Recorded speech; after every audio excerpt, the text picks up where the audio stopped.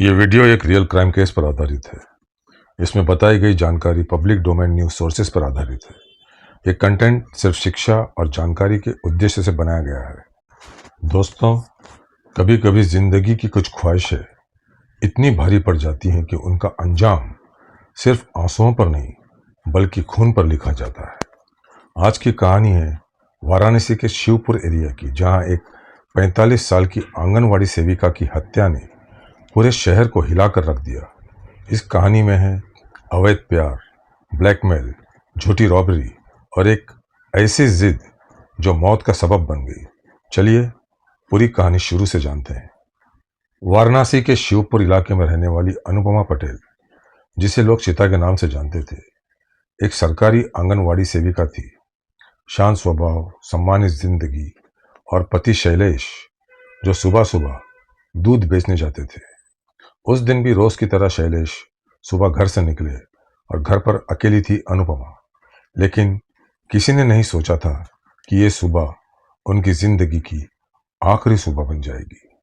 सुबह करीब 10 बजे जब शैलेश घर वापस आए, दरवाजा खोला तो सामने का मंजर देखकर उनकी रूह कांप उठी। अनुपमा जमीन पर पड़ी थी, खून से लथपथ, मुंह में कपड़ा ठुसा हुआ, सर और गले पर गहरे चोट के निशान। घर का सामान बिखरा हुआ था, जैसे कोई लूट हुई हो। पुलिस को लगा शायद ये एक रॉबरी के दौरान हुआ मर्डर है, लेकिन ये सच सिर्फ ऊपर ऊपर का था। शिवपुर पुलिस ने फॉरेंसिक टीम और सीसीटीवी फुटेज के साथ जांच शुरू की। गहने और कैश गायब थे, लेकिन कुछ बातें मैच नहीं हो रही थी। जबरदस्ती के निशान कम थे, पड़ोसी ने किसी अजनबी को आते जाते नहीं देखा और मर्डर का तरीका बहुत पर्सनल लग रहा था।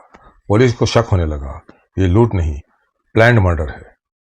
जब पुलिस ने अनुपमा का फोन रिकॉर्ड्स खंगाले तो एक नाम बार बार सामने आया, मोहित यादव, उम्र सिर्फ 23 साल। पता चला कि अनुपमा और मोहित के बीच काफी समय से अवैध प्रेम संबंध चल रहा था। यहीं से कहानी ने सबसे डेंजरस मोड़ लिया। अनुपमा 35 साल की उम्र में मां बनना चाहती थी और इसी बात को लेकर वो मोहित पर प्रेशर बना रही थी। यहीं से शुरू हुआ ब्लैकमेल, टेंशन और एक खौफनाक साजिश। मोहित शादीशुदा था, उसकी पत्नी का नाम था अंजलि। अनुपमा के प्रेशर से मोहित इतना डर गया कि उसने अपनी पत्नी को सब कुछ बता दिया।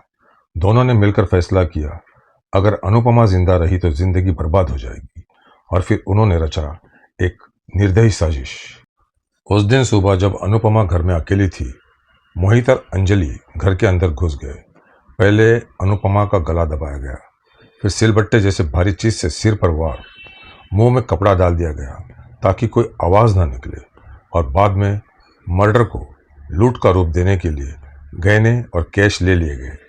सीसीटीवी फुटेज, कॉल रिकॉर्ड्स और फॉरेंसिक एविडेंस ने मोहित और अंजलि को बेनकाब कर दिया।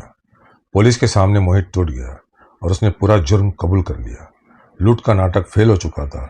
यह था अवैध रिश्तों, जिद और डर का अंजाम। इस पूरे केस के बाद वाराणसी पुलिस ने दोनों आरोपियों मोहित यादव और उसकी पत्नी अंजलि को गिरफ्तार कर लिया। पुलिस के सामने दोनों ने अपना जुर्म कबूल किया और उनके खिलाफ आईपीसी की गंभीर धाराओं में केस दर्ज किया गया। इस वक्त ये मामला कोर्ट के विचाराधीन है और कानूनी प्रक्रिया जारी है। कानून के मुताबिक जब तक अदालत का अंतिम फैसला नहीं आता, तब तक आरोपी दोषमुक्त भी हो सकते हैं या दोषी भी। लेकिन इतना तय है, ये क्राइम सिर्फ एक इंसान की मौत नहीं बल्कि गलत रिश्तों और गलत फैसलों का नतीजा था। दोस्तों, ये कहानी सिर्फ एक मर्डर की नहीं है, ये कहानी है गलत फैसलों, गलत रिश्तों और बेकाबू ख्वाहिशों की। याद रखिए, जब रिश्ते छुपकर जीना पड़ जाए तो उनका अंजाम अक्सर खून से लिखा जाता है। अगर आपको ये क्राइम स्टोरी इंफॉर्मेटिव लगी हो तो वीडियो को लाइक कीजिए, सब्सक्राइब कीजिए और कमेंट में अपनी राय जरूर लिखिए। मैं मिलूंगा आपसे अगली एक और रियल क्राइम स्टोरी के साथ। तब तक आपके मेज़बान अशफाक काजी को इजाज़त दीजिए।